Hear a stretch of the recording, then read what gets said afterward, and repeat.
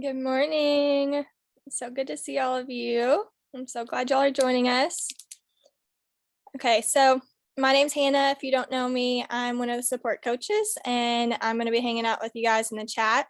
So today is our triggers and validation call with Jenny. And so if you are wanting to get coached, go ahead and throw that in the chat, and we will go based off of how that shows up on our side. A couple of housekeeping things. If you've been coached in the past 3 days, we do ask that you just hold your questions so that somebody else has space to get coached, and then so you can really digest what you received.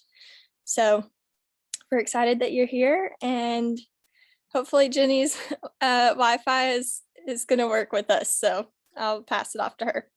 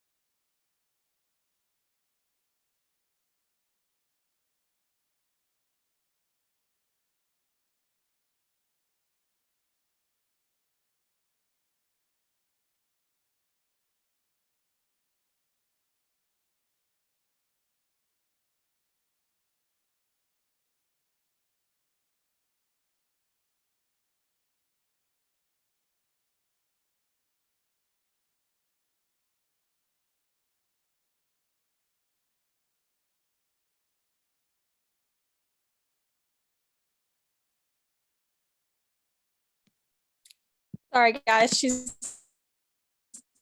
not on her phone. I think she's having some difficulties. Thank you all for being patient. Okay, how am I sounding now? Great. Oh my word. It's so good to hear your voice.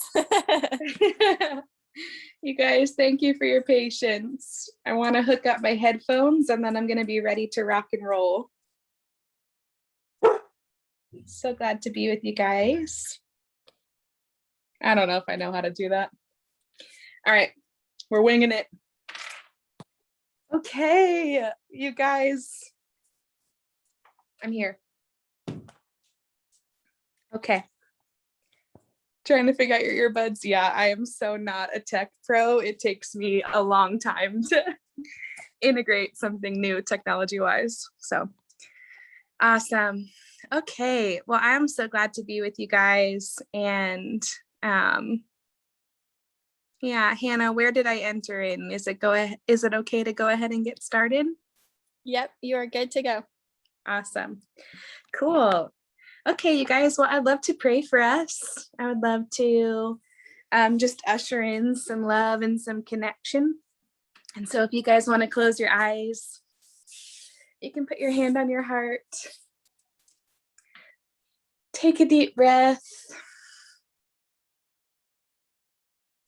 Yeah, Holy Spirit, thank you so much just for the love that you've given each of us.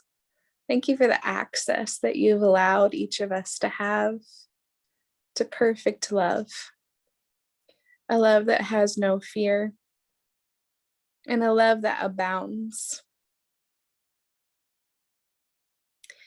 And Jesus, we just want to acknowledge you as our friend today. We love having a friend like you. We love your companionship. We love the way that you teach us how to be fathered. You're the perfect example of a child of God. Whatever it is that you'd like us to learn or take a step in or stretch or be challenged in today, would you just make it known? Would you make this a worthwhile, fruitful experience for everyone on this call? And would you just hear my heart that I trust you, God, with their lives? I trust you with their process. I trust you with the things that you're speaking to them individually. Thank you for allowing us to do it together. Thank you for this community. In Jesus' name, amen. Okay, Karina, you are first, Mama. Trying to mute myself. Hi. How are you? I'm good. How are you, girl? I'm okay. So I know this calls on trigger and validation, and I'm just gonna jump right in. It's not even a big deal. It feels like it's not a big deal, but it made me think about a lot that I've been feeling for a while now. So there's these two. So okay, just like kind of a backstory. I want to pursue a career in being a PA, physician assistant, and that's been the goal for like 5 years already. And with that comes a lot of rejection triggers because recently on Instagram, and I know it sounds silly, but there's 2 PAs that unfollowed me, and one of them just became a PA actually, and the other one was is a PA student. So I thought, when I first realized they unfollowed me, I thought, man, it's not a big deal. It's just not. It's Instagram. They just see what I have, and maybe they just unfollowed me and didn't. And then I started really thinking about it, and I felt rejected, and I felt like they, to the point where I was thinking they don't see potential in me. Maybe it's something about me, and so that happened. And then there's just a lot with that. So there was a actual PA that was allowing me to shadow him 2 years ago, and I kind of ruined that opportunity because I just knew I wasn't going to apply to PA school that year, and he wanted me to. He kind of just wanted me to risk it, but there's a lot of things that were in the way, a lot of fears about leaving my family behind, which I think this program has helped me with a lot. So yeah, all the fears kept coming up when I was shadowing him, and I stopped contact with him, and there's shame there because I'm always thinking like, man, I could have had someone that can write me a letter of recommendation, and I had a good relationship, like a genuine relationship with. So I feel like I ruined that opportunity, and yeah, I was thinking back to the unfollowing thing. I was thinking back to, okay, what did I post that made them probably want to unfollow me? And normally I just post things about God and post other people, and like I'm not very active on there. So I thought maybe it was something I posted, and I started feeling embarrassed to the point where I was getting red as I was thinking about it. Those things have been coming up, and I also have a colleague who just got into PA school, and kind of nervous about that, kind of worried about what he's gonna think, and Yeah. Isn't it so crazy how our triggers and what it is that trips us up? It's kind of wild to me, just the things that our brain and our internal world will associate with, oh no, this is bad, and this is wrong, and this is painful, and like the sirens will go off at just the most interesting things. I'm feeling that just curious observation of who we are in what you share. Yeah, I'm so sorry just for that upset, and I would imagine the confusion and the questioning that commenced after you noticed that they had unfollowed you. What were some of the thoughts that went through your mind when you noticed that they unfollowed you? I know you mentioned, oh no, was it something I said? And then it kind of had you going back to look at some things that you had recently posted. But what else was inside of that for you? What was going through your mind when you noticed that they unfollowed you? I was thinking, I was actually battling with the thoughts of maybe they don't think I'm qualified for this or they don't see potential in me. And then I started thinking, no, no, no, that's not true. These people don't know me. Um, and so I try to talk myself out of it, but it almost seems like the other thoughts were more dominant, um, of not feeling, yeah, like they saw that potential in me. Um, and just thought, man, this girl's not gonna be a PA. Let me just unfollow her. Not gonna be able to help this girl. So Yeah. Wow. Yeah. Those are some really high stakes feelings of like, they must know that I'm not qualified. They must already be giving up on me. Like, there's no point to follow her. She's not going to make it anyway. mm, Yeah.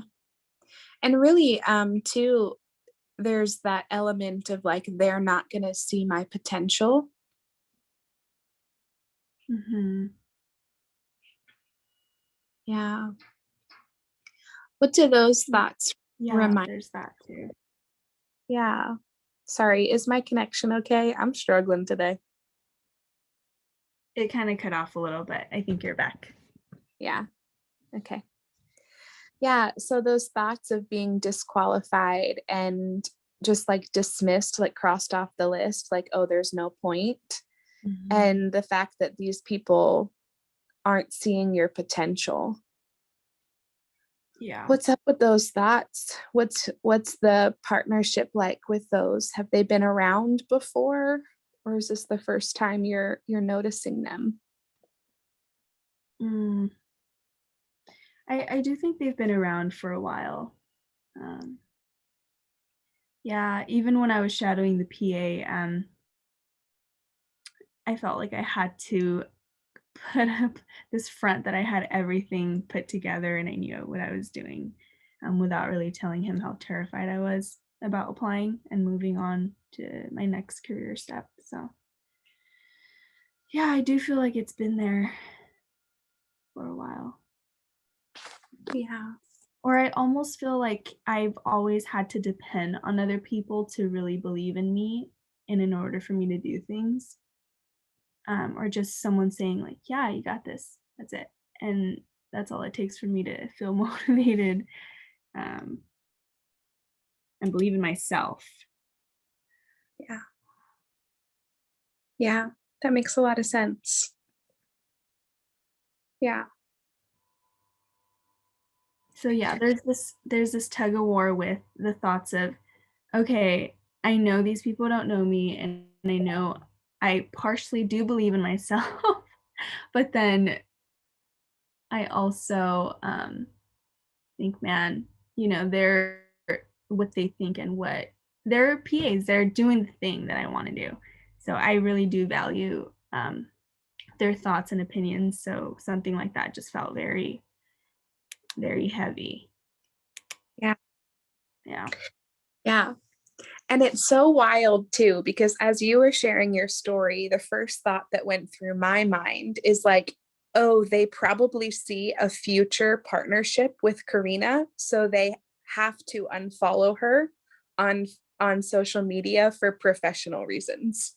Like that was just the organic thought that naturally came through my mind as you were sharing your story. Is like, oh, this is actually probably in preparation of a professional relationship with Karina, Mm. which is the stark opposite of the thought that came through your mind, right?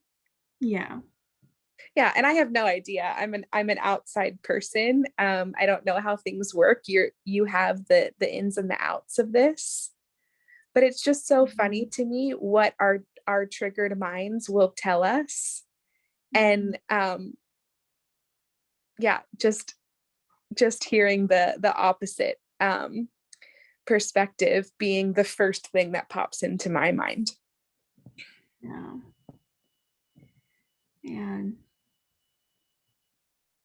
yeah, Yeah. so I guess I'm thinking like how do I push past that? Because I also know that I'm not going to relate and resonate with every PA student, every PA. and yeah, maybe there might be people that might not believe in me too, um, or that might not see it in me. And I think that's okay too, but um, how do I just stand firm and, okay, I don't need other people, especially if it's, people that are already doing the thing, not needing their validation or approval. Yeah. Yeah. Yeah, that's good. I think that question is coming from a crack in a foundation somewhere. How do I convince myself that I deserve to be here, that there's room for me here, that there's a lane for me to keep walking down in this world of PA school and this career? Believing that doesn't exist, believing that that's not already available to you is probably just pointing out a little crack in the foundation, right? Somewhere along the way, you learned that you did need other people's approval and validation. And that's okay. I think probably all of us have had a similar lesson. And so, yeah, the way that you fix it, which is what I hear you asking, is to go back and patch some of those cracks in the foundation. So I'm curious for you, if you were to close your eyes and check in with yourself, and we can ask Holy Spirit for his help, where did you learn that you needed other people's validation? Or where did you learn that other people's validation was more important than your own?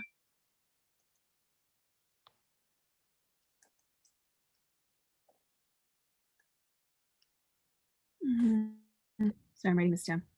Yeah. You can write it down, but we could also walk through it together if you'd like. Oh, yeah. Let's do it. Okay. Let me know if you want me to say it again or if you're good. So when first time I felt the need to get validation from, or when was a time, sorry, yeah, probably. Yeah, you're doing great. Yeah, okay. Yeah, Karina's heart. When did you learn that other people's validation is what you needed to get?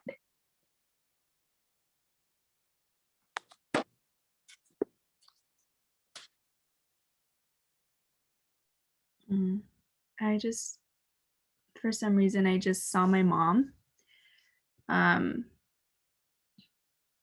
I saw family.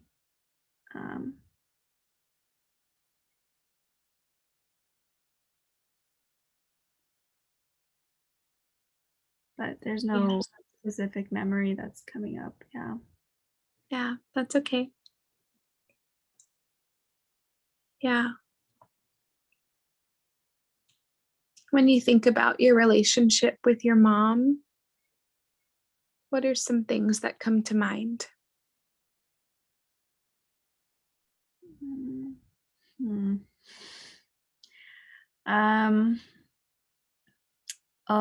We're very opposites.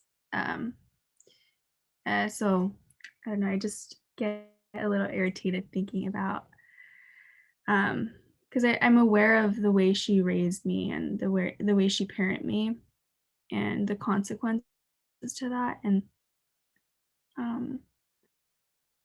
yeah, I didn't get any validation from her really, and I've known this for a while. It was always being nitpicked, and I'm more of like the optimistic mind. She's more of the pessimistic mind, so she'll find anything to point out that's not going right or that doesn't look right. But a lot of it had to do with image. I really didn't have that validation from my mom.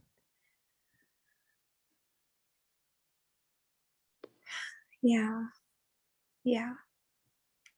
This makes sense why this is feeling connected for you. why this is what your heart is bringing up in this moment. If you had a mom who did validate you, what do you think that would have looked like? What would have been different?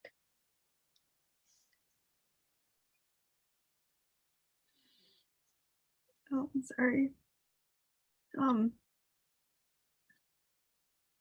I'm crying because I so um badly remember as a little girl desiring to have that validation from her. But um what would it look like? Um, I just be confident, and I've just struggled with insecurity so much growing up, and it's gotten better in friendships, and um but now it's coming up in my career. So yeah, I think I'd be confident, and I'd be sure of who I am, and kind of have that unshakable confidence inside of me without having to have it built up by other people around me, and try to have them hold my confidence together. Yeah. Yeah. Yeah. Yeah. Thanks for sharing that. I know some pockets of emotion were coming up in that, of just like your heart expressing, I've wanted so long for a mom who could validate. Yeah. Yeah. Yeah. Yeah. I wish I had that, but I think there on another call with Melanie, I remember mentioning that I remember I don't know if my mom mentioned this more than once, but I do remember her saying that she didn't want to compliment me because she thought I'd become prideful and um, big-headed. So she never really complimented me or said good things about me, even till this day as an adult. And I live with her, but I don't feel the need to want that now. But I do think my little girl needed it so much. Um, so Yeah. Yeah. yeah, Mm, yeah. it's like not even. It wasn't even my mom. Maybe yeah, she had a hard time expressing good things about me. I don't know, but I think what angers me is that she was aware of it and she chose not to validate me because she thought it was harming me instead of benefiting me. So Yeah. Yeah. Mm, yeah. So I do think it's anger that I feel and sad. I just like see myself so hungry for validation as a little girl, and um yeah, now as an adult I'm here. mm, Wanting validation from these people that I think I eventually want to be like. Yeah. yeah. Yeah. That makes a lot of sense. Can you picture that little girl? Yes. Yeah. Mm-hmm. Can you tell me about her? What are you noticing about her? I kind of just see her standing by herself and looking around, kind of like, where's the validation? Kind of lost. Um, with her arms out, ready to receive. Yeah. Yeah. That's really precious. Does God feel approachable to that little girl? Mm,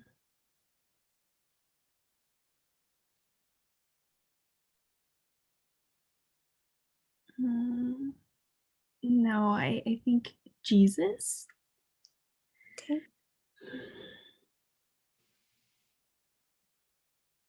Let's see what happens when that little girl lets Jesus come close.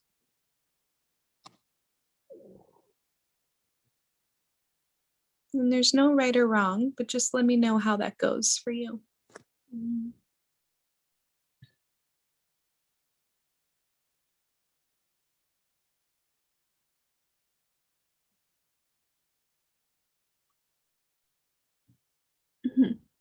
He grabs my hands. So my hands were like this. And he just grabbed them, put them down, and kind of knelt down too. So I was holding my hands and kneeling down.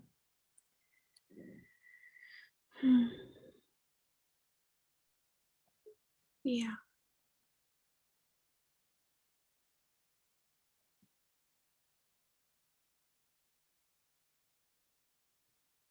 Could you tell him what you're looking for?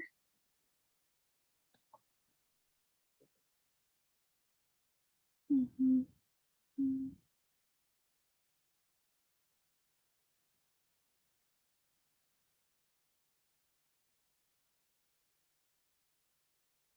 Yeah, validation and being affirmed,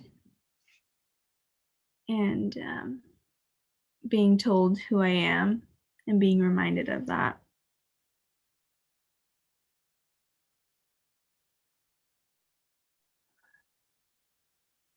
Yeah. I want you to tell him that you've been looking for it, but you haven't been able to find it.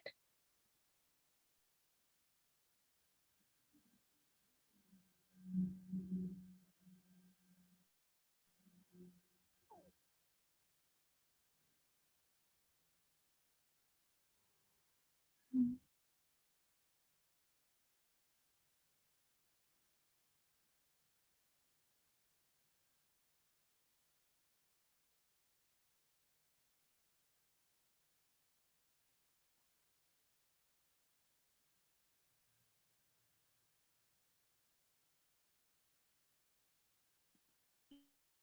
Kind of just still thinking about my mom, and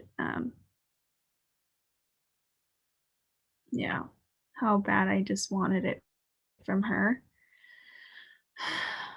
um,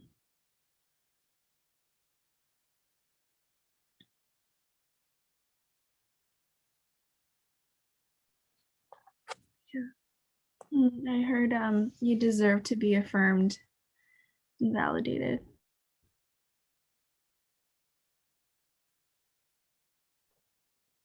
Yeah.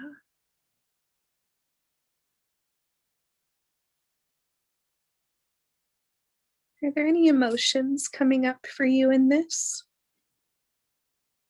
Mm-hmm. Yeah, yeah. I feel angry. I really do. Um, and every time I feel angry, I get sad for some reason. I just don't. Anger is not a very common emotion for me, so every time I do get angry, I cry. But that would be the emotion. Hmm. Yeah. Why do you think that's coming up? Mm. I'd say because I think every little girl should be affirmed, and yeah, I just see the value in that now as an adult, and how I just was deprived by that, and it angers me. Yeah. No. Yeah. Yeah. And you can even hear Jesus agreeing with you. You deserved that, but Mm-hmm. you're remembering wanting it and not being able to find it.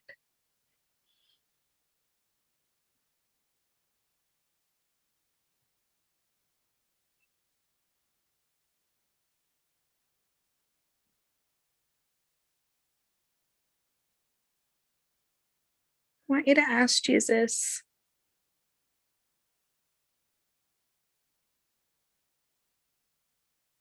what it's supposed to look like to be validated and affirmed like you deserve. Mm. Jesus, what is it supposed to look like to be validated and affirmed?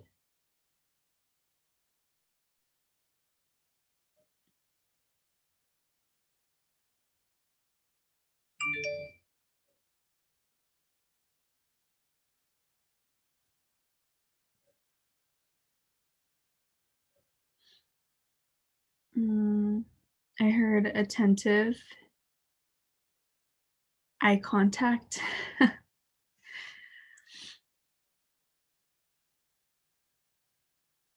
Genuine.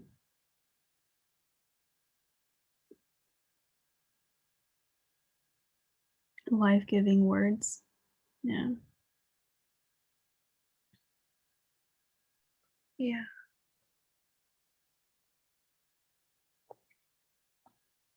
I have one more thing I'm curious about. Mm-hmm. I want you to ask Jesus, how are you giving me those things? How are you giving me those things?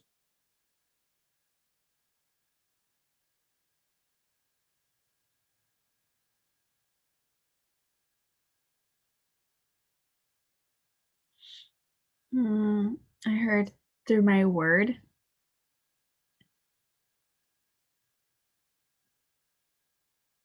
Worship.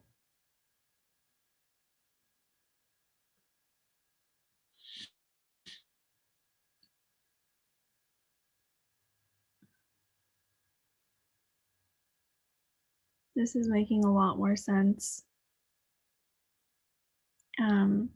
I was struggling with one of my best friends because she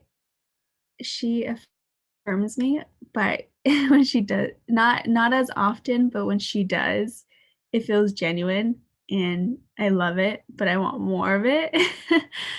And so yeah, it made me think of that too. It makes sense. Um the Lord say his word and worship. Um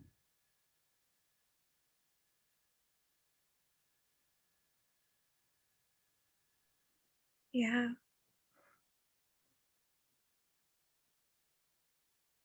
That's a really cool conversation you're having with him. no. I'm sorry. Another thought. In the past, I was so easily swayed by what people say or they would say. Um, and I was so weak to validation. And even if it wasn't genuine, I just would run with it. And so, I mean, I think now growing up a little more, I came to terms with not really taking what everyone says. So I also seen myself when I was like 18 kind of falling into that, and because people sometimes tell you what they think you want to hear, and I fell into that a lot of times with my ex-boyfriend. So um yeah, and I just was so desperate for the validation and the words and encouragement for someone to believe in me and see what I couldn't see in myself. So yeah. Love you, Jesus. Yeah. That's really sweet. Yeah. Yeah. And that desire to be validated and for other people to speak life and love over you, I think that was given to us. I think it was crafted in. I think that we were supposed to be those little kids with their arms stretched out. I'm ready for my validation. I'm ready for my love. Where is it? I don't think you ever stop looking for that love and validation. But as we get to take steps with him and walk with him, like even in just this one step that you just took with him today in front of all of us, he's teaching more about how to find it. Yeah. He's telling you to look for the people who are paying attention, who are making eye contact, who are genuine, where you can feel their authenticity. And he reminded you that he's been meeting that need for you through his word and through worship. That's so sweet, because now when you notice that someone unfollows you on Instagram, that wasn't in the list of how to get that validation need met. So when you bump into that person in real life, you still get to look for their eye contact. You still get to look for their genuine connection. You still get to look for the people who are paying attention to you. Because how many followers you have on Instagram, and I'm not belittling the trigger by any means, but just drawing attention to the fact that that didn't make the cut. That didn't make the list of what he taught you about today when it came to validation. He doesn't think that people who follow you equals their ability to love you and validate you. Oh shoot, you froze. Did I come through?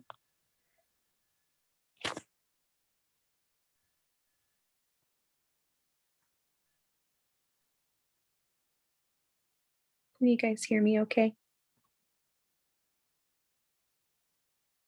I can hear you. Okay. All right.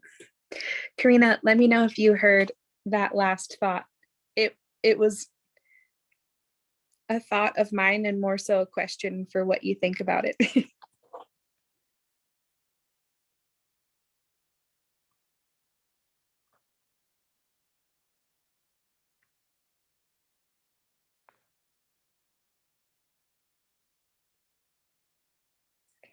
Oh no.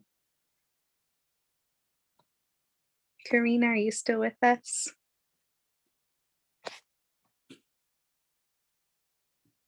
Shoot. Looks like she got kicked off. Holy Spirit, would you just allow us to connect? Would you just be the Lord of our technology?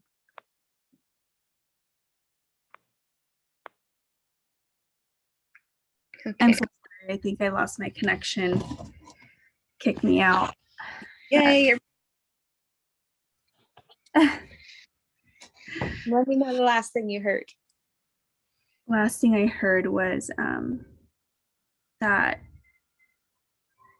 I can still receive the validation from those people if I come across them and you make eye contact and they're genuine.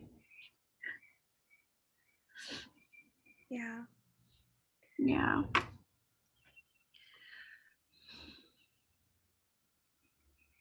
How does that feel to hear that in regards to the situation of noticing them unfollowing you?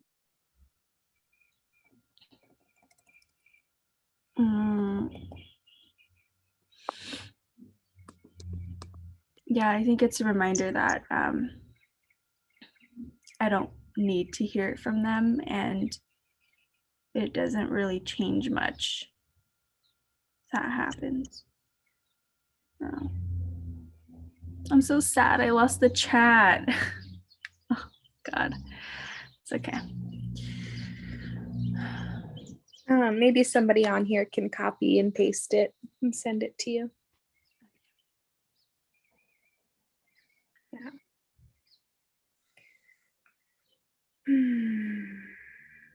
Yeah. Is there any other thoughts coming up for you in this?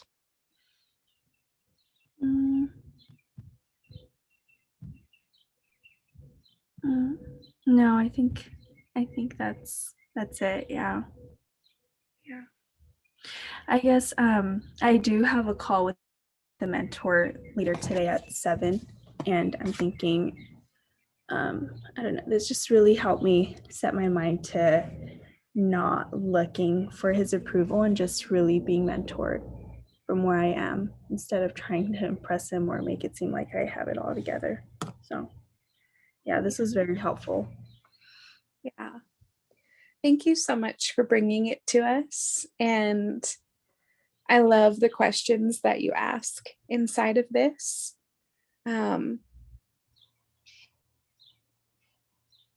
Yeah. And this is the fruit of good process that you've been on. I've been able to see just a lot of development and growth, a lot of acceptance for where you're at and what you're processing through. You've done a really good job of cleaning up shame and any additional just dirty pain that has the temptation to come in. And you're just kind of like, oh man, I bumped into this and I don't want to do that anymore.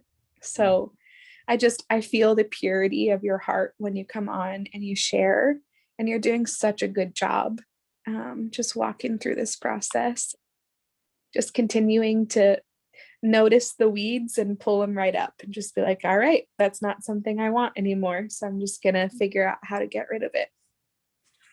Yeah. Thank you, Jenny. Yeah. Appreciate you and your coaching. Yeah. You're doing so good, girl. Thank you for sharing. Thank you. All right. Yeah. Oh, Karen, thank you for sending her the chat. That's awesome. Hannah, I feel a little bit handicapped on my phone. Would you tell me who's next? Erica. Awesome. Erica, what you got, girl? Hi. Hello. Oh my goodness, my heart is pounding. I'm so excited. Oh my gosh, okay. I'm so glad that I got on the triggers and validation call, because since starting this program, my triggers have just been so strange and wild and confusing. And like half the time it takes me like 4 days to realize like, wait, I was triggered.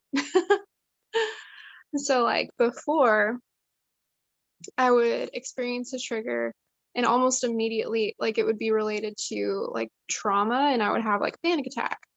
And, it would switch between fight, flight, and freeze. I wasn't one of the normal ones that picked a lane and stuck with it. But I feel like I've pretty much worked through all those like severe triggers. So now it's more like different. Like I'll get like irrationally angry, like, and controlling, and like, I don't know, it's just strange. So like, especially I am dating someone now, and oh my gosh, that is bringing up just so much pain and so many triggers that have nothing to do with him. And it's hard to navigate, and it's hard to figure out, like, and also my responses have just been super weird. Like the other day, I just really wanted comfort. Like I recognized that I was feeling a ton of pain. I recognized that I was being triggered. And I just wanted to eat everything dairy I could get my hands on, which I didn't understand because like I'm lactose intolerant. So like that's doubly bad. And I've never had that issue before. Like lettuce is my favorite food. Like I don't know how to deal with that. I don't understand it. It's funny because usually my like comfort is I'll go to like a dude, but I'm in a relationship now. I can't do that. So it's looked like just wanting to numb out with like Netflix, or oh my gosh, I have these games on my phone that I endlessly play, and they're stupid and pointless and will not bring me further at all in any area of my life. And like then it turns into like a cycle of shame and self-hatred of like, why am I doing this? And like I know I've struggled with that, and I've been through the video on self-hatred and shame, and have tried so many times to just like get angry at that, and like scream in my car like, I divorce self-hatred and shame, and like all this stuff. And it like literally within like an hour it comes back, and I'll do it again, and then like it just comes back and comes back, and I'm sick of it, and I'm frustrated, and I don't know how to navigate this, and I feel very lost. Yeah. Yeah. Man, how many of you ladies can relate to everything that Erica just shared? Totally. Me too, girl. Yeah. First of all, I just commend you for bringing this to us, and for the level of awareness that you've already been able to cultivate with yourself. It's incredible to have the equity that you have with knocking out some of those big scary triggers, but then also recognizing, oh wait, I think I'm still in a triggered state, and there's still something going on where I'm reaching for these things, and these things that I'm reaching for are new for me. They're intriguing for me. Mhm. So you're in a really good spot. I have a lot of honor for where you are right now. Um, yeah, you've done a really good job just posturing yourself to receive healing from this. And all of those things that you're reaching for make a lot of sense. The Netflix and the dairy. Yeah. I have a couple of questions. So the first one is, what is going on in your life when you're noticing this irrational anger, which sounds like it's kind of the initiator of some of what you're going through right now? Um, so I also see a counselor, and so I found one of my triggers that I did not think of at all. Like my boyfriend moved from like 20 minutes away from me to 2 hours away from me. And so I thought that my trigger there was rejection, but I realized no, it's people moving forward in life without me. So this feeling that like I'm stuck, I'm not moving anywhere, and everyone around me is getting ahead and having breakthroughs and getting to where they're supposed to be in life, and I'm still here. Um, so that's a really big trigger for me, is just feeling alone, feeling left behind, feeling like I'm never gonna actually arrive at where I'm supposed to be. And that somehow I'm like messing up God's plan for me. Yeah. Yeah. And what would happen if everyone around you did run off into their purpose and into their breakthrough, and you were left behind? What would that mean for you?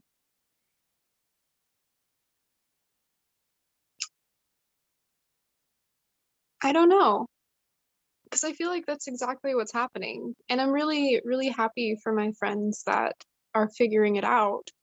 But yeah, I don't know what that means for me Yeah. or why that's a fear. Maybe that they'll realize that they need better friends and they'll leave me alone. Yeah. Mhm. Yeah. Yeah, that brings up a lot of sadness. Hmm. Yeah, sure does. Yeah. Yeah. And it sounds more like abandonment, more so than rejection.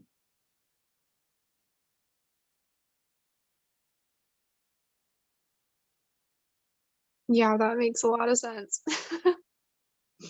Yeah. Yeah. Hmm. Yeah. Yeah. I think those two, they're pretty closely related. I think they're first cousins. Rejection and abandonment. Yeah. Hmm. Yeah. Has that come up for you yet in your process, either here or with your counselor? The word abandonment. Um, Not specifically. I mean, it's kind of like a solid theme through my life, like even like since being super young, is just that perception. I'm not sure if it was a reality or not, but just the perception of being abandoned. So, and like just having to do things myself and just, yeah. Mm. Yeah.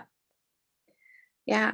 I liked the language that you used too. I'm not sure if it was reality or not, but it's a theme in my life. Yeah, I think that's such a huge takeaway from our stories, because to parts of us or versions of us, that is reality. Mhm. And there's no convincing it otherwise. That's what it experienced, that's what it believes to be true. And the really fun part about encountering God or unpacking your process through a program like this or working with a counselor is that you get to bring those parts of you and those versions of you into the big picture. You get to put yourself in their shoes and just be like, oh, wow, like you're immersed in this reality. Of course, you're thinking and feeling all things abandonment and all things rejection. That's all you know. That's all Mhm. that you experienced. That is your reality. I'm so sorry that that's been your reality. I want to bring you into more perspective. I want to bring you into the bigger picture. I want you to be able to see that there's more than just that experience that we've been through.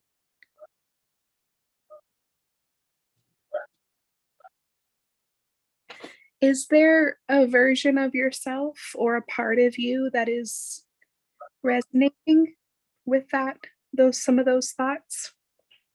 Anything come into mind? Yeah, it's I feel like for a long, long, long time, I tried to like completely distance myself from my emotions. And so, like, when I look at things like that, I think of like, well, I have so much judgment of like, well, that's not how it actually was. So I'm just going to logic my way out of these feelings. And like, it just absolutely does not work. And I don't know, for some reason, it feels shameful almost to admit that I was feeling something that's illogical. Even though I think it is logical, but, like, it's not, but it is. I don't know.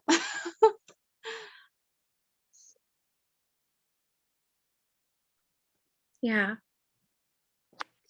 Yeah. Yeah, that makes sense. I think the thought that's coming to my mind right now is the fact that we can be in a family or at a party in a crowded room, but still feel lonely. Mhm.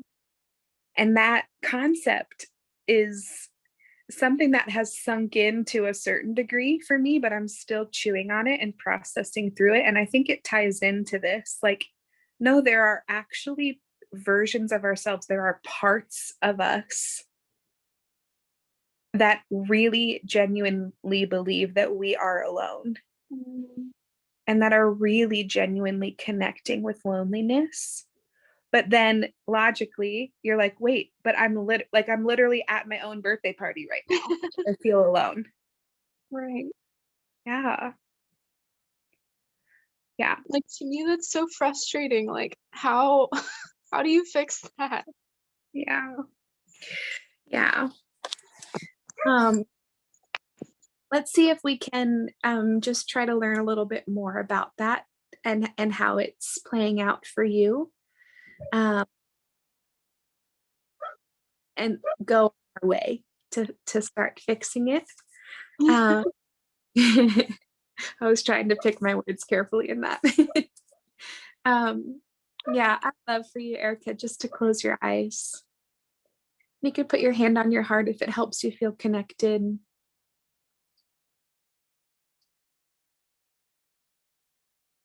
I just want you to ask yourself, do a little internal check-in.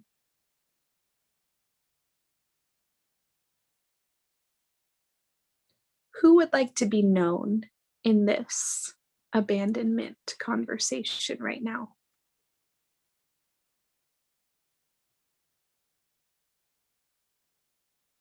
I feel like a, like, elementary age me, so, like, I was a hardcore, like, tomboy, and yeah, that's what's coming up. Yeah. I love that. What was that elementary school age tomboy? What was it like to be her? What was her reality? Oh my word, it was horrible.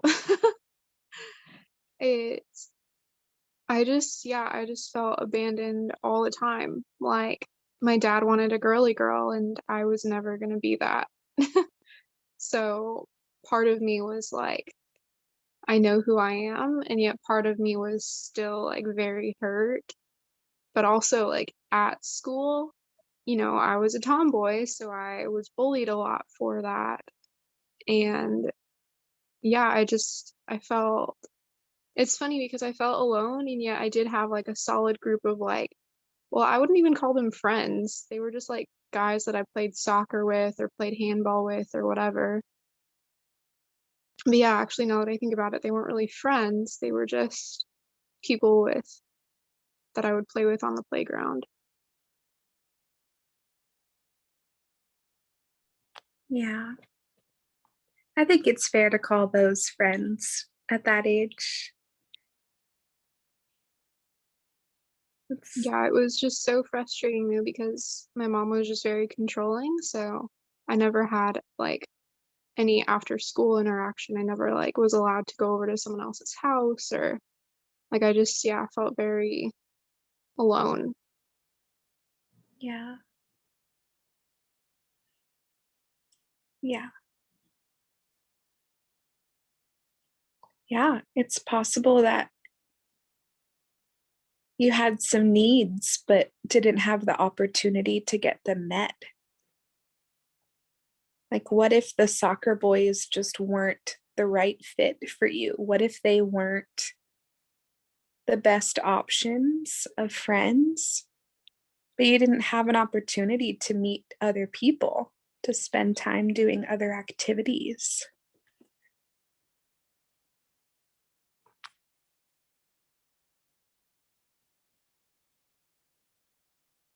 Yeah, and I even think back to like I tried tetherball for a little bit, which was more girls, but like I was like I don't know, I was just super athletic and so I would always beat everybody and like then I felt alone too because no one wanted to play with me.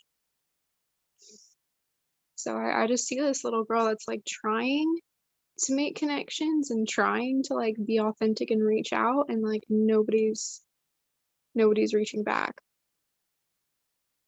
Yeah, totally. And then you go home and you're remembering and realizing that your dad wanted a girly girl. Hmm. It's just like another place that you didn't fit perfectly. Yeah. Wow. Mm.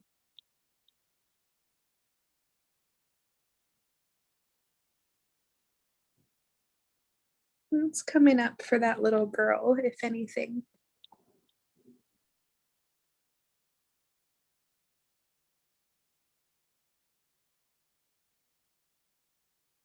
I don't know, she knows who she is and she's not willing to change herself, but also in that pursuit she just feels very alone. And I think somewhere along the line I did actually end up changing myself and but just this elementary school girl, she just feels rejected for authentically like who she is. Yeah, totally. Mhm. This makes a lot of sense.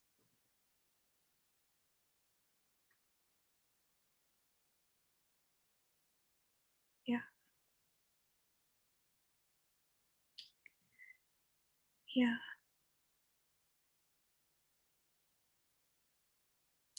Is there anyone from that age who did see you for you?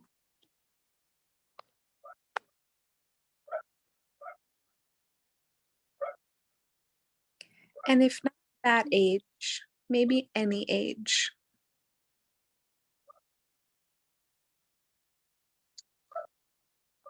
Yeah, I mean, there was one girl that came to mind, but then I realized like she didn't go to my elementary school. She went to my middle school. Um, and she was just so like bluntly honest. But she also was like a tomboy, and she was also like a nerd because that I was like I was yeah, she was very similar to me, and she would like play on the handball courts and also be awake at 6 a.m. for zero period with me. And like, yeah, I felt like she just came up, which is interesting because I haven't talked to her in like 10 years. Yeah. Yeah. That's okay. We're stepping back into the reality of that little girl. It's funny the things they hang on to and they remember. Mhm.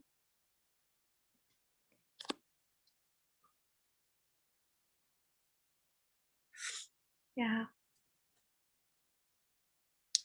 I wonder if there's a way that we could let elementary school Erica know that your middle school friend exists. Mm. Do you think that you could tell her about that friend and what she was able to give to you?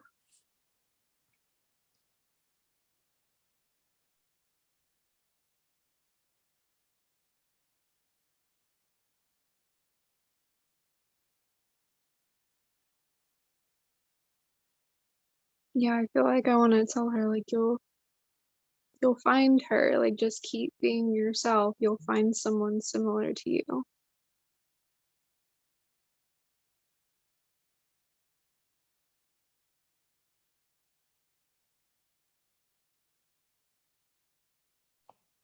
Yeah. What does she think about that? It's funny because as I was saying that, it felt like I was telling like present day me that. That's so strange. But Hmm.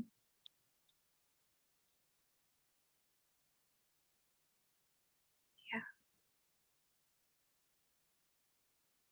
yeah, I think she doesn't like the elementary school Erica doesn't really understand.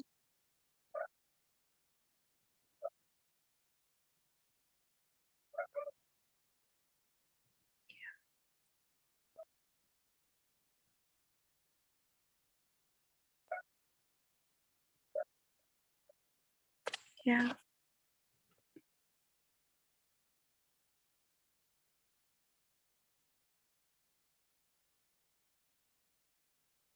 What does elementary age Erica need right now?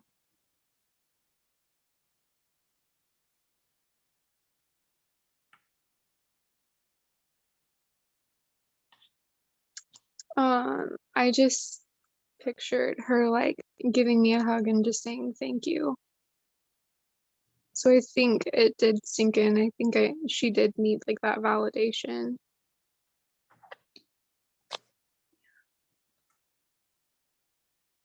Yeah. I think she just really needed a friend. Mhm.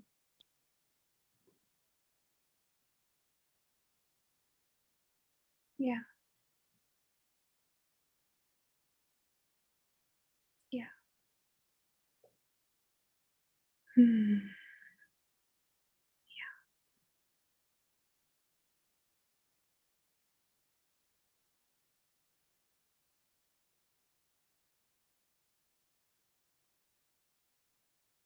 That's good.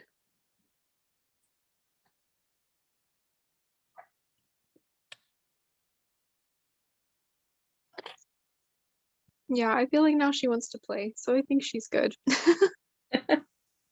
Yeah. Yeah.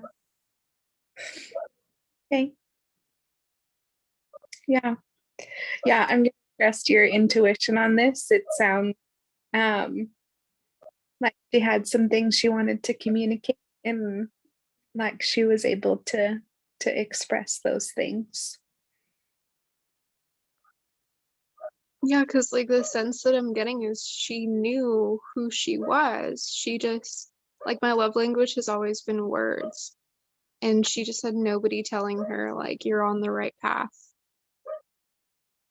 And I think she just needed that. Yeah. Yeah. And it's so interesting that now in your day to day, like present day, Erica, you're very aware of other people on their paths and what speed they're running at down their path. And so it's just so interesting that that's the version of you that came up, because I think that she was probably aware of paths.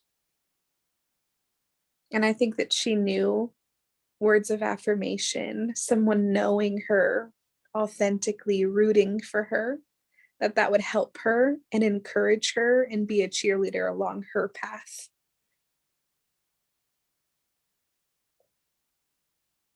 But in her reality, she remembers not seeing that.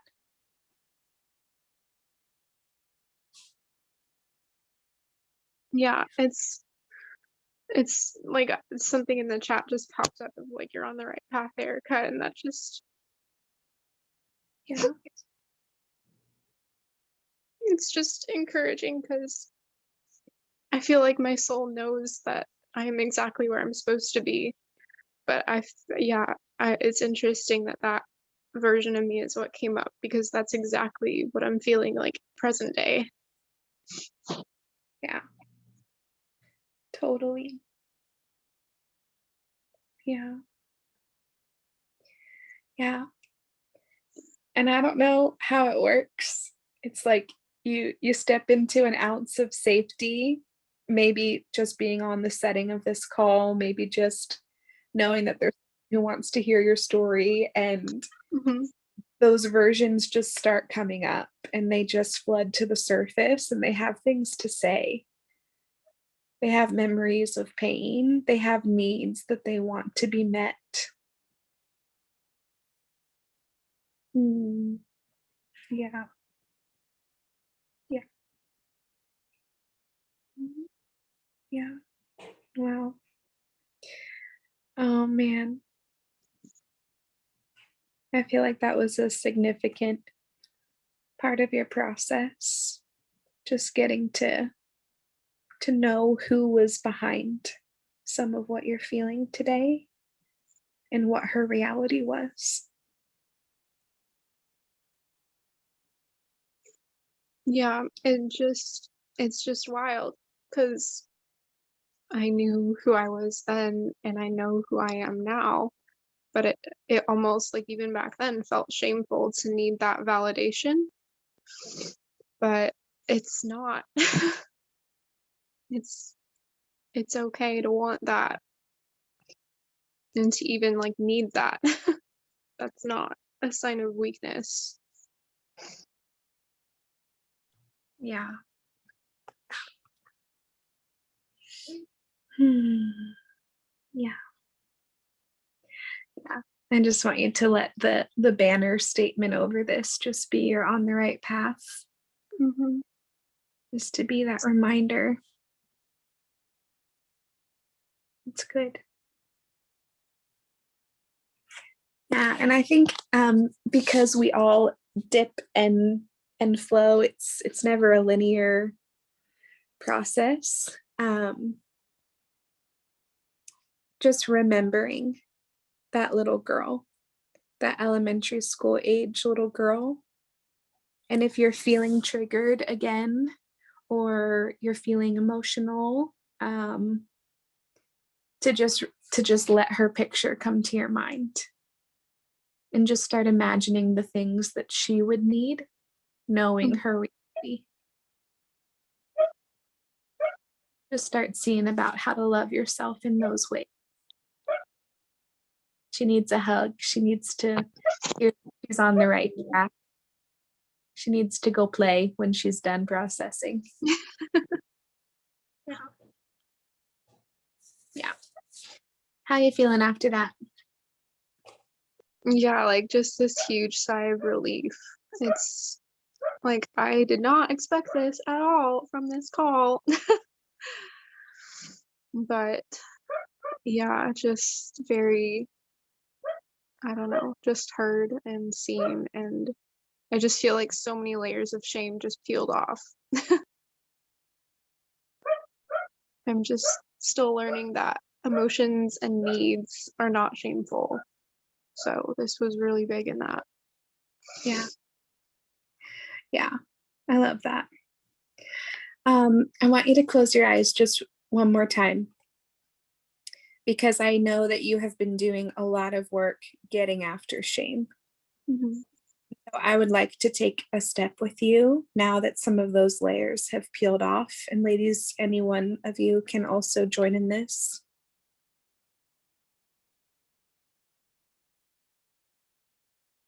Yeah. I think I actually just want to pray. Holy Spirit, would you just be at the core? Would you just be at the center?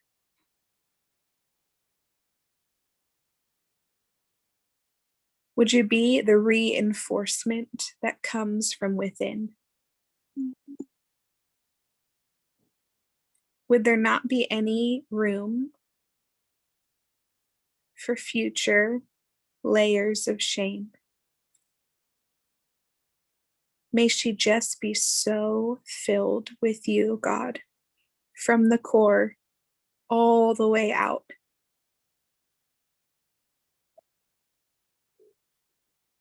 And Holy Spirit, we just acknowledge your presence. We not acknowledge your decision to make hearts your home and your dwelling place. So would you just bring awareness to your presence that exists there? Would you bring awareness to how much it floods from that place into every ounce of that soul, of that body? Would you just bring awareness that your spirit, your presence, it covers our minds entirely. And it is the light that doesn't allow any room for shadows to turn. Would there just be an infilling, an injection of revelation and awareness that as your kids, we are filled with you, in union and partnership with you, God. There's no room for shame because we are so filled 100% of the way. God, would you just let proof and fruit come from this prayer? Would you just show that there is a complete filling of you and not an ounce or an invitation for anything but you? Would your love and kindness and the fruit of your spirit be the overflow? Would that just be the proof of the filling? In Jesus' name, amen. Yeah.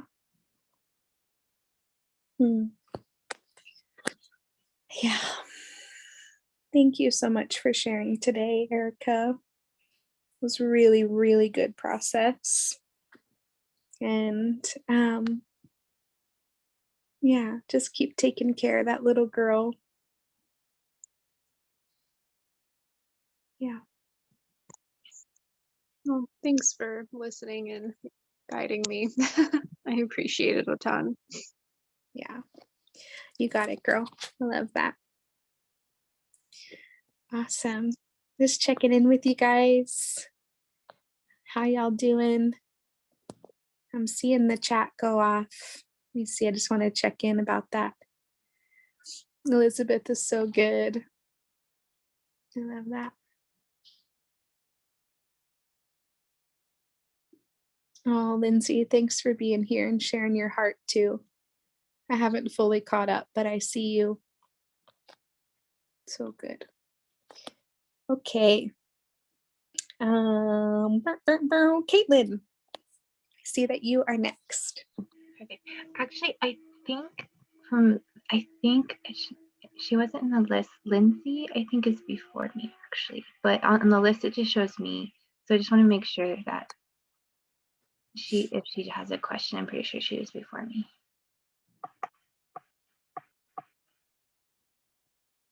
Is she even here? Nope. Okay. I'm Yeah, gonna I'm here, but I took up some time on the call yesterday, so Okay. I just wanted to check in and make sure because it's not on the list. Okay. yeah. Thanks for doing that, guys. Appreciate that. Alrighty. I'm trying to think of where to start. So I was in I did a conference a couple of weeks ago, or a coaching call a couple of weeks ago, and I think this time, so I like sat with it, and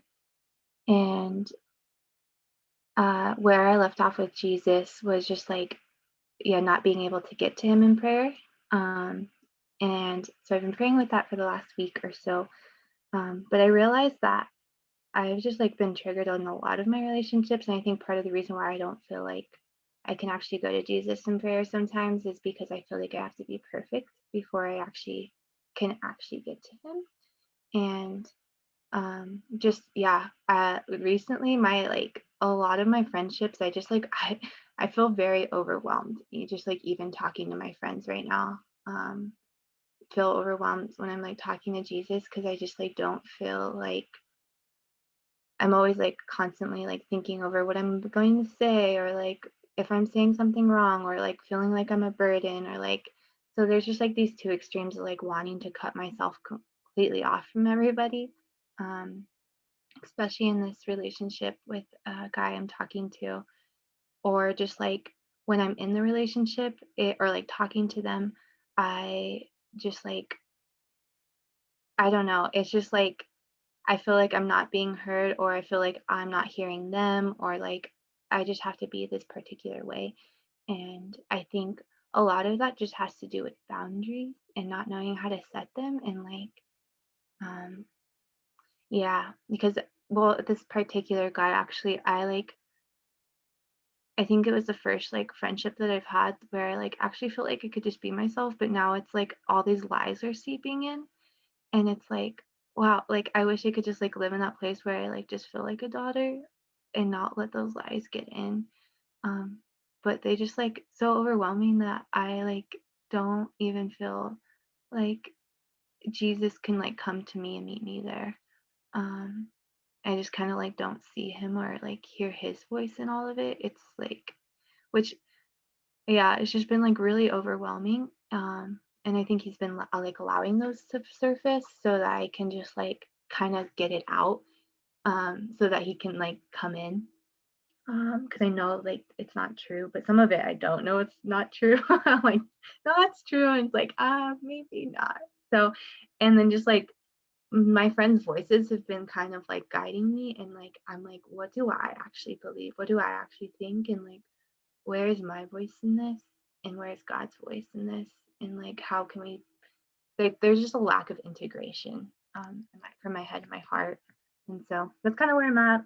I guess like the question is just like learning how to like set boundaries, and not let those lies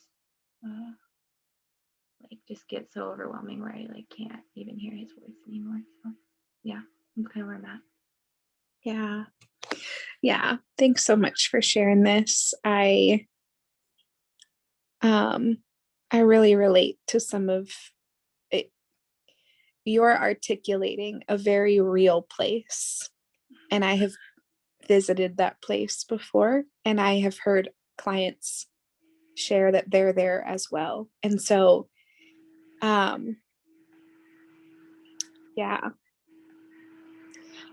you're just so not alone in this. And it's a great place to be.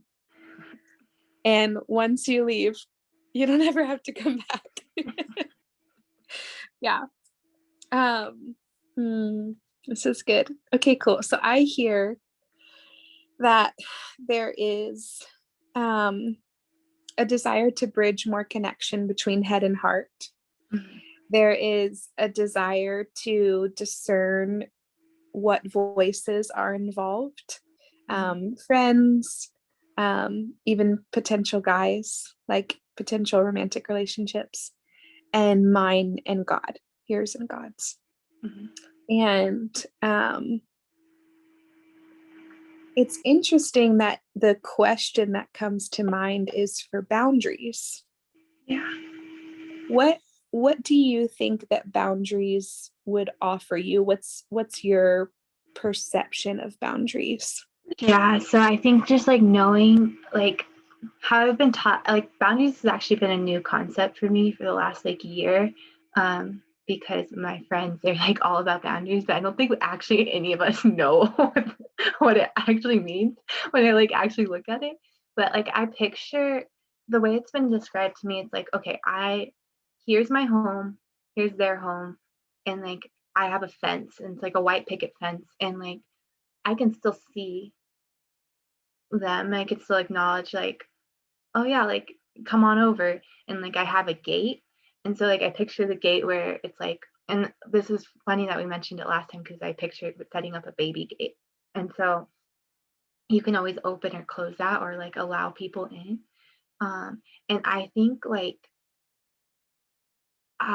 which is funny because the guy that I'm talking to, his last name, so like every person that I talk to, I like to research their name because I feel like that's how God is communicating with me sometimes. But his name is like his last name means bridge, like victory of the people and like bridging like a gate or like something about a gate where he's like from or something like that. And so I'm like, wow, God like wants me to like learn how to like know when to like let things out and like let things in and to like still have that space. And so like that's how I picture boundaries. And so that's why like I bring it up because it's like I don't think I know. I think I'm starting to be more aware of when my boundaries are being crossed, but I don't know how to be like, okay, you need to get out or like you need to like you can come in because I just like seeing with my friendships, I actually don't I feel like my boundaries are constantly being crossed, and the reason they're being crossed is because I haven't set them, and I've like been like, you can come into this, actually, but like I actually don't actually know, and so like I'm trying to like, but there's like this feeling of like I just want to cut everybody off right now so that I can like figure this out because it's so overwhelming and like it's like affected my like I can't even make decisions for myself right now because it's like I don't know where everything is coming from. And like maybe I do. I like think I do more than I like not acknowledging it, but like I was just kind of like why? Like that's where boundaries comes from. It's like I think Jesus wants me to learn how to establish them, but like that word boundaries like actually triggers me.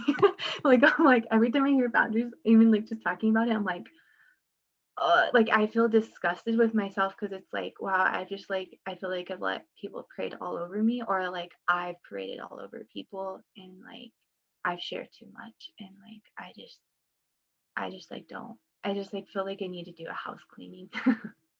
So, yeah. Yeah.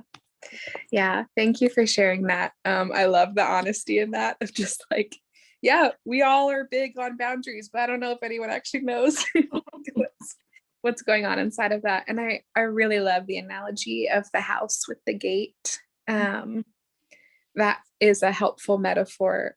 Like that is something that my brain grabbed onto as well, because it felt helpful.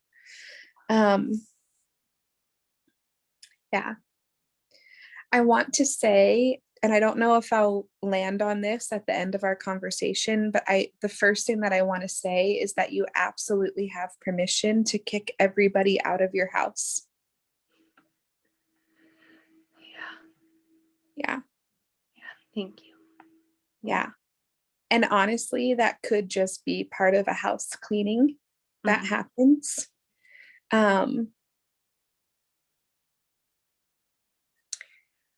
I think where I'm at in my level of processing boundaries, which I know that there's still some more to learn for me too, but boundaries work really well. That gate works really well if you know what you're protecting, if you know the value of what you're protecting. Like I'm staying in this neighborhood right now down in Florida, and the house across the street from me has an electric gate with a keypad. And the house is very clearly a nice house. It's larger than anything I've ever walked inside of. It's huge. Someone decided to put that electric gate. This is an extremely safe neighborhood. Everyone's retired and they ride their golf carts around. Like the worst thing that happens here is someone poops and some dog poops in someone else's yard. Like this is an extremely safe neighborhood. There's absolutely no need for an electric gate. Yeah. So, but someone who designed that house also knew the value of it and thought to put that gate there as an accessory to show off the value, right? Yeah. Like when you think of electric gates with keypads, you think of mansions, you think of rich people, you think of people with clout. So what I wanted to say is that boundaries work really well when you know the value of what you're protecting. Wow. Yeah. Something that just came to mind when like the word value actually really struck me, because I think what I've come to realize, well, so like I'm living at home right now with my mom, and my family, like I've realized that they don't have Valerie's Valerie's and bound. They don't have value of, like, they don't acknowledge the value of themselves, and like the boundaries have been lost. And I think what I've come to realize just being home is that I don't value myself, or that I do, but not like to the extent that I would hope for. And yeah, I think I'm being triggered a lot because I see how like my mom or my grandma or my like the women in my family view themselves. And I think a lot of that's been projected onto me. And so yeah, just like yeah, I guess not, like I don't want to get this validation from other people. And I think in ways that I've been like seeking that from like this guy or from my friends or like, and I think that's why I constantly am trying to like be careful with what I say and don't have the freedom to like speak and to be myself, because I'm like wanting them to perceive me in a certain way. Like goes a lot back to my image. Yeah, I guess fostering that, but not knowing how to foster it, because like my core, like even when I sit with that little girl in prayer, like I just start to shut down because I like don't even know how to speak to myself with value. And I like just kind of see her as like there, but not like one of the core lies that I've discovered that I like believe about myself is that I'm a burden. And so it's like nothing I really say has value, or like I just like don't see that little girl as value. I kind of just like see her as like being like she just exists, but there's like really no purpose, or like unless I have a purpose then I'm like valuable. But I can't find that purpose, so therefore I'm not valuable. That was a lot of like, there's like a lot my brain is kind of like a scattered brain right now, but like I think that's just like the word value, as like I don't value myself essentially as much as I wish I did. So Yeah. Oh, sorry. Wait, I have to shoot. Okay, maybe it's gone. Yeah. It might come back. So if it does, just I have a really gnarly sneeze sound and you're going to hear it. Okay. So I think this is such good process, and I'm sorry for the pain that comes up inside of that reality of like, dang, I don't think I know how to value myself. Or maybe it's more of a realization of like, oh, I think there's more to my value that I really need to start to understand because I don't currently get it. And I think that's what my heart is for you inside of this house cleaning, is to start to take note of the value of your home. To look around inside the rooms of your heart and see the beauty. See the good bones of the structure, see the things that you've chosen to embellish and decorate it with. You know, a lot of people, they love homes because of the character and the life that has been experienced there. So what things is your heart remembering? What are the walls? What are the stories that the walls are telling? Like, you know, it's these, yeah, I think ultimately, like, if you can focus on learning what your house holds, what your house tells,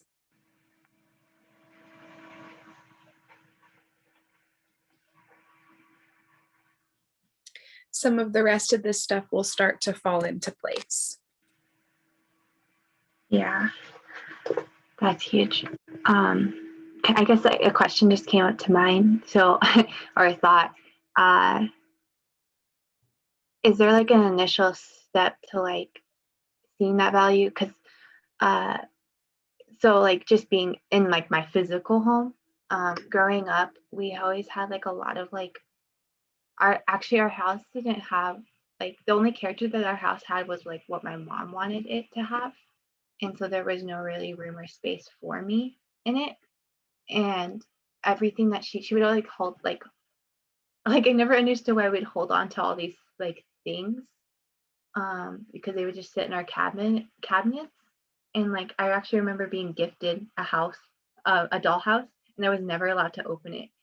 It's still to this day, it's like sitting in our sunroom. I've never opened it because it's just like, no, like I don't know why we weren't allowed to open things or like touch things, or like, so a lot of the things in my house are just like pointless to me now. And so I guess my question is like, I think why I like struggle like seeing the value is because I haven't gotten past that, like, and maybe this is something I just like need to take to prayer, but like I haven't got past to that thing is like everything is just like pointless. Like what's the point of all this? So I guess like, yeah, that's just like what came to mind is like, okay, I want to get there, but there's all this stuff that's just like and I guess that's just part of cleaning it out then. First, maybe like cleaning it out before I can like see the value of it, I guess. I don't know if that makes sense. Yeah. And I mean, I think there's value to be found in the mess, in the clutter, in the things that are pointlessly still sitting there that don't need to be there. And yeah, dang, it's this concept that is going to have slightly different definitions for each person. And so really, like, I don't want to draw too far away. I hear your questions and I hear you try to do on this construct, which is hard to just conceptualize without walking into and experiencing.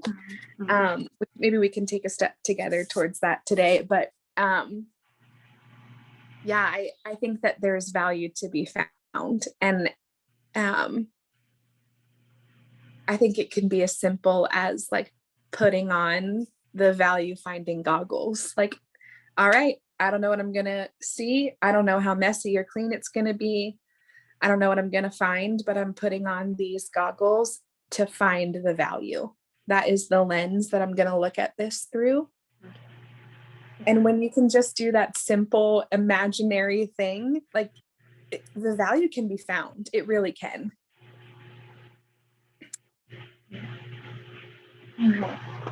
What do you think about that thought? Yeah, I like that. Just like the lens from which I'm looking at it, which is good. I think that's yeah. Yeah. And so maybe it's a silly integration to your morning routine. When you wake up and you do your morning routine, like maybe you look at the mirror and you're just like, oh, here we go. Like you put on your imaginary value finding goggles, and it's supposed to be silly and not like a chore or a task, but it's really it represents a heart posture. It represents a willingness to be open in your spirit to finding something that isn't easily being found right now. And that's not because you've done anything wrong. It's probably because you've been conditioned and taught. Yeah.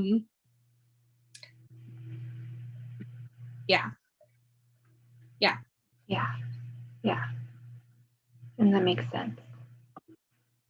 Yeah. And I think as you go along, as you find the value of your home, you're going to notice that there are people in there who don't agree with your value. I think your mom might be one of the first ones. There are people who have been let into the home of your heart. They've been given access to every intimate space of who you are, but they don't agree with your definition of value as you're walking out building that definition. Mom might be stuck in a place where having collectibles still in the package of, I don't know, whatever mom values. You might be stuck in a place where that's it. That's final. That's said and done. There's no invitation to break some of those thoughts down, but you're not in that space. You're in a very explorative and self-discovery space. And you're learning to open your spirit to what God wants to teach you about value.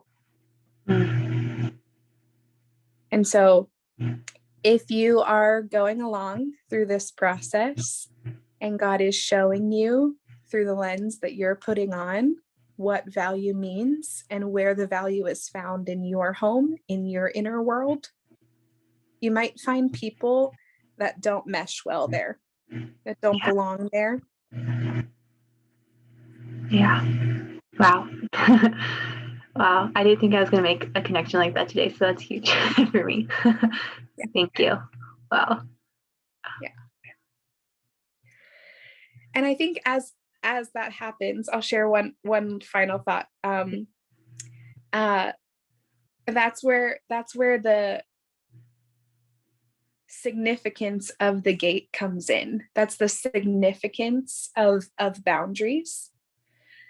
When you find that person who is a bull in a china shop, who is in a room of your house that shouldn't be there, that's when God can take them by the hand and walk them out of your house and walk them out of the fence and close the gate behind them. And that can be a completely individual, intimate, in your imagination, in an encounter with God. You don't even have to communicate anything to your mom if you don't want to. Like, it doesn't have to be this high stakes experience where you're like, now we got to redefine the relationship and I have to figure out how I want to show up and then communicate that and explain to her why and make sure she's okay. Yeah. Just let him take her hand and walk her out. Wow. Thank you. Yeah. How are you feeling inside of that? I kind of like joy, which is opposite of what I was feeling like a lot of times, all the time. So like, I know it just kind of gives me like, just like a direction where I can like begin, because I actually love cleaning. I like clean my house all the time, but like I never like know what to do with things, and I just like so I like love the thought of like actually doing that with my own heart, because I just like I like really desire to like, because I feel like I have a lot to like offer, and like even with this like friendship that I have with this guy, like I want it to be healthy, because my past relationships haven't been healthy, and like I feel the same like triggers like coming up with this, but like Jesus is like telling me like, Caitlin, it doesn't have to be this way again. Like it doesn't have to keep being like this. And so like I don't know, I'm just like excited to like not to see myself as like a project, but to like enter into that and just like discover myself so that I can actually be a gift, because that's like what I desire in my, like, if God calls me to marriage, like for my marriage to be a gift and to see others as gifts and like welcome them over, like come over, like have some tea if I have some tea, like, so I don't know, I just like feel a lot of joy and excitement and like direction, because I feel like I just like kind of was like like a slump on a log for a little bit, just like trying to figure it out where to go next, but it makes sense. So I have like just like that connection, but yeah. Yeah, totally. Yeah, this is really good. Yeah, I'm glad that you're connecting with some joy. That's really great. Yeah. Yeah. Is there anything else that you're needing in this? I think yeah, I think that's a good place to start. I think that's like actually where I need to start. There's like other stuff, but I don't think I'm gonna actually like get to that point yet until I start here. So Yeah. Thank you. Thank you so much for sharing. That's so good. You're at a fun point of your process, and yeah, I'm excited for what you get to learn about the value of your heart, and I'm excited for you to make those decisions about boundaries. It's really good. Thank you. Awesome. Thanks for sharing. So good. Yeah. How many of you guys were resonating with some of that? Just an internal house, feeling like your heart and curious about some boundaries. Yeah, it's good. Awesome. Okay.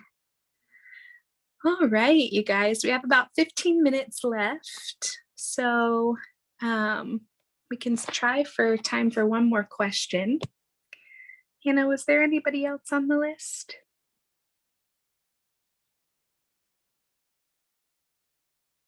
Kristen, are you still on?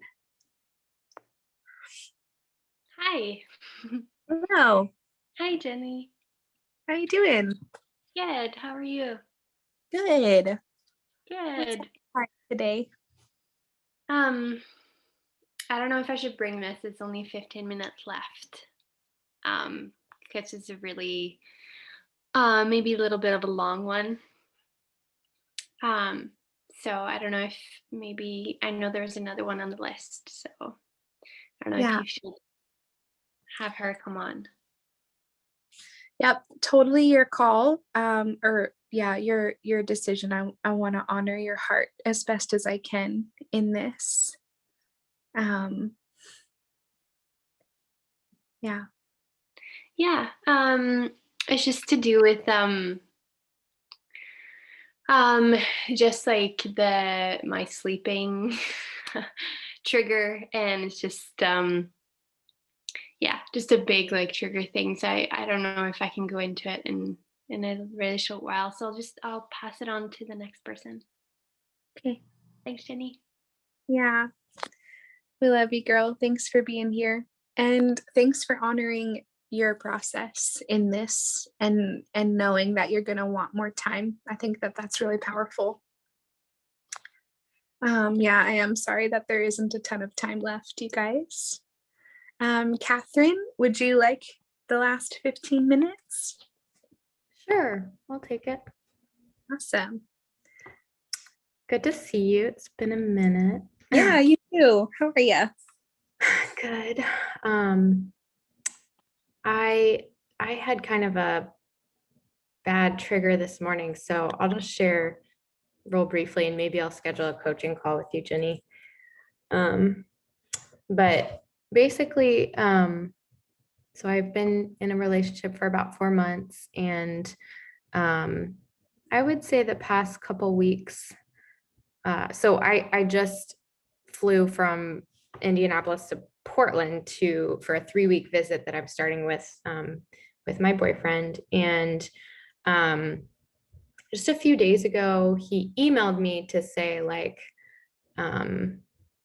hey, I'd appreciate it if you don't call me like pet names right now, or like affectionate names right now. I just want to focus on our friendship. And it was weird because like we had talked multiple times that week and he had sounded kind of frustrated with me. And whenever he sounded frustrated, my response would kind of be to like ramp up my, like showing affection, or, like, or sort of wanting to seek his, like make sure that everything was okay between us and our connection. Right. And I didn't understand kind of what was going on. So anyway, when he emailed me, I was like, oh my gosh, like he's sabotaging our relationship. He doesn't know how to do healthy communication and confrontation and stuff like that. And it was just a huge trigger for me that like, oh, he wants to break up. He, this and that. And I did like pray through it and process through it, talk to a bunch of like good women who are really wise. And, they basically encouraged me to take him at his word and give him space and all the, things that are helpful for relationships. And so when I did that, it was really successful and it like worked really well.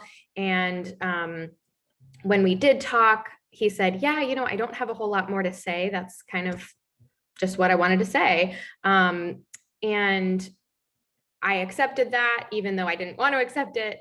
And when I kind of didn't push him, like didn't pressure him, he really opened up and, oh, will you pray for this, Catherine? And this is going on. And great, I think I'm going to go play basketball. And, so, and it was interesting because it's like this balance between like, I'm discovering that I have this like incredible emotional neediness and insecurity, but when I feel like he can't, so he has said, I can't, I know my limits and I can't always, like, I don't have the level of emotional availability that you're needing and asking for. And it will never be enough for you. Like he said that today. And I think that was coming out of a trigger that he's told me about, where he has said, like, I feel like you think I'm never enough. And I also often feel like I'm never enough, or that I'm not going to be able to be myself in a relationship. And it's like, it's kind of coming true because he isn't being enough for me. But it's in these ways that he shouldn't have to be enough for me. So we're sort of mutually triggering each other in that. And it's very, very upsetting to me. And it's just layers and layers of like communication that's coming out of triggers. So that's kind of where I'm at. And I'm just like very like agitated and like, how am I even going to do my work day? How is this trip going to go? But it's like, we both have expressed like so much commitment to each other and so much like desire to support each other. But I feel like for him, the frustration is really building up. Like it's been building up for a couple of weeks. And I think a big part of it is like this cycle of, me not taking him at his word, not believing him, and then, kind of like asking for more or reassurance or like more eye contact or more, like I just want something to hold on to in our connection. And he will just be like very matter of fact, like kind of emotionless and like not connected to me. And at first I really did think it was his problem, especially because he's struggled with like, he has certain struggles of his own. you know, especially with making his needs known and stuff like that. So like he has to work on that. But oftentimes like he does make his needs known. And I think like there's more behind it, you know, or there's something that he's not telling me, or I've done something wrong, you know. And now I'm just starting to feel very like despairing about even being in the relationship, even though I know we both have like really good, like emotional, like good communication skills, good, like we have what it takes. I know we have what it takes, but I feel like this is a point where like, if we can't figure this out, it's like not going to work. And if it can't work with him, I'm starting to think like, is it going to work with anyone ever, you know? So that's where I'm at. Yeah. Yeah. Thank you so much for sharing this. This sounds really tough. And I can hear your heart, the level that it's taking it to the high stakes. And oh man, if this isn't it, then yeah, really, what is there for us? And so, yeah, I just have a lot of honor and respect for you and where you're at. Yeah, it's going to be, it's tough to navigate. I agree with you that you have what it takes, just from the little bit that I've had the chance to get to know you. And I just have a couple of thoughts that I'll spit out to you. Yeah, please. It sounds like you have had to be very perceptive. You've had to read between the lines, gather some information, piece it together. And I bet this is not the first relationship that's the reality. I bet that there are past relationships where you've had to do that. Yeah. So it's possible that that's the place that you're getting triggered back to. Mm-hmm. And that could be the place and the invitation for you to let God give you some loving. Yeah. Yeah. I do think like, yeah, with my parents, when they were communicating something with me growing up, it definitely was not always like what it seemed, you know, like maybe, yeah, it just wasn't always what it seemed. Like they were dealing with their own crap. And so, you know, them getting angry with me might have actually meant this. And so decoding communication like that is something that I've always like felt like is an important skill and like something I need to do, and that like my ability to do that makes things go smoothly. And it's almost like it's almost like in this relationship, like that's not helpful, you know? Yeah. Cool things to say out loud so that your decoder can hear, because you did have to do that with your parents. But in this relationship, he said, hey, I just need a breather. I need you to just not say these things right now. And then with that space that you gave him, when you took him at his word, when you just accepted what he was saying point blank, he came back and he opened up and he flourished and he let you in again. So just information for your decoder, just to take in, and some questions you can poke at is like, all right, is this guy different than mom and dad? Does he actually mean it when he says he just wants space, or he just wants this line drawn in the sand? What could it look like for me to show up taking him at his word? And then I also think too, just as you're building relationship with him and getting to know him and trying to figure out if this is someone you want to keep building with, he's revealing a lot to you in how he's responding. He is showing you his willingness and ability to process emotional triggers. And his inability, like when he says, I just can't, I can't, him expressing that to you is a picture of his willingness and his ability to go deep into the trigger that's coming up for him.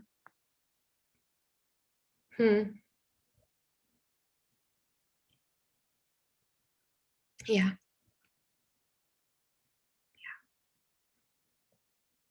Coming from a place where you've constantly had to read between the lines and be perceptive and use your decoder, that's probably not a thought that came in, because you want to take the responsibility. That's your natural default setting. That's what you thought and were taught made relationship. Yeah.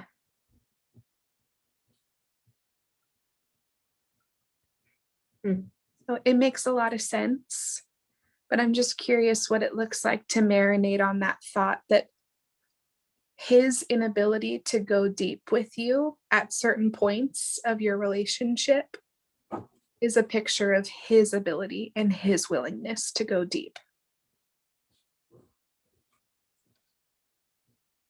And that's the tough, risky part about entering into an intimate relationship, is that there are now two people choosing when they want to go deep, when they want to bridge connection, when they want to be open, even though there's individual whole sets of fear saying, don't be open here. And it's not a deal breaker. I think your future spouse is also going to have moments in their life where they bump into fear and they choose to close and they choose to not go deep. I think that's every human at every life stage. So you just get to decide over time, okay, cool. Do we eventually come out of this? Do we eventually choose connection? Do we eventually choose to open up again to each other? Is this something we can keep walking out? Am I okay with the pace? If he stays closed for a month, you might not be okay with that. That might be too long for you. You might want someone who's a little faster at knowing, okay, eventually I got to open up. I got to be willing to confront this. I got to be willing to go deep. So when you say eventually choose to open up, it's like something happens and then we open it up to get, like, we open it up together at some point. Yeah. Yeah. And he could be opening up to God. He could be opening up to mentors in his life.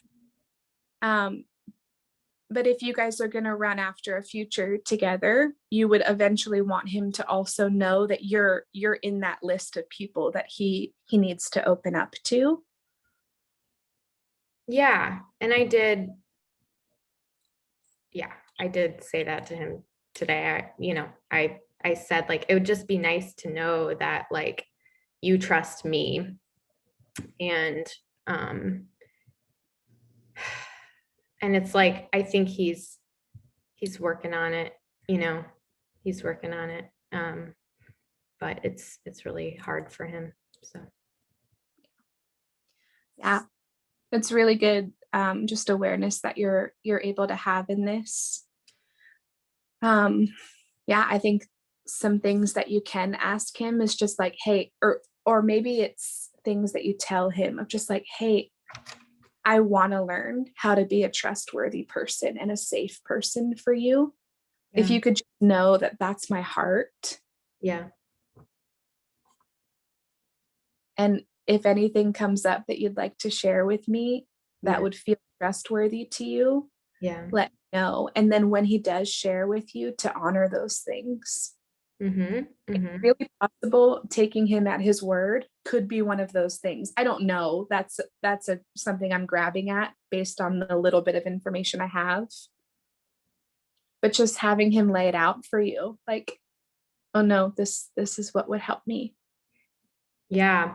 And he has done that. And one of the specific things that he said was, like, validating, like, not trying to change me and how I feel in a moment, or like not asking more from me than or different from me than I have at that moment. Like if I'm just angry at God, don't like, like pray that I would be peaceful.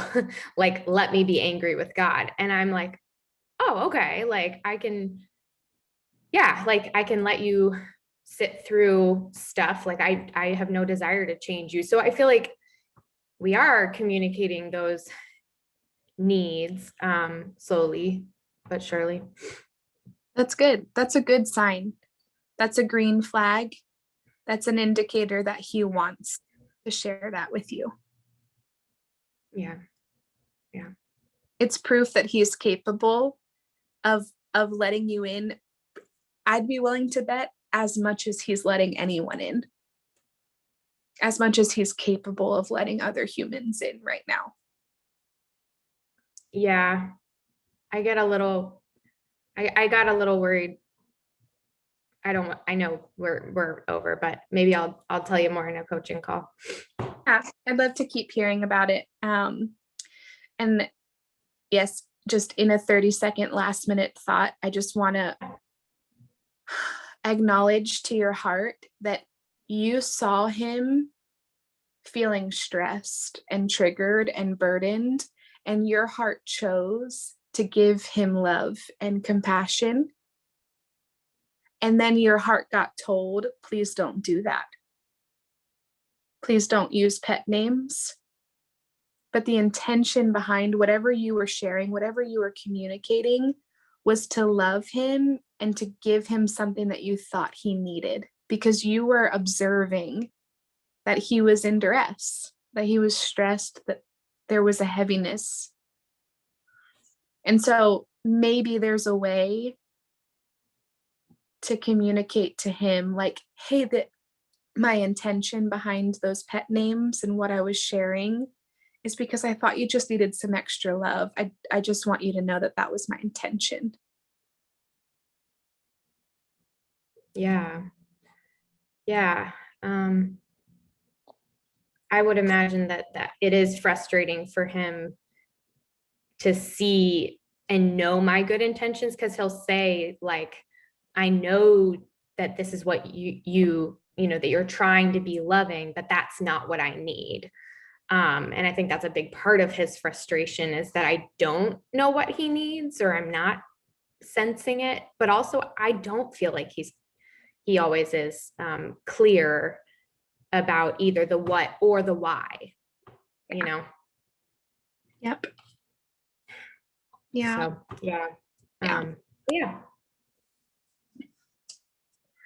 That's good. Well, I'm sorry that we were rushed, but I do That's look okay. forward to continuing connecting with you on this. Yeah, and really grateful for you bringing it to us today. Yeah. Thank you. Thanks for sharing, girl. Mhm. Awesome. Well, you guys, thank you so much for being here with us today. I just hope that there were things that you could grab onto and just stick right on to your own heart and to your own process. Yeah. Awesome. Well, I hope you guys have a good rest of your day. Take care, guys. Bye.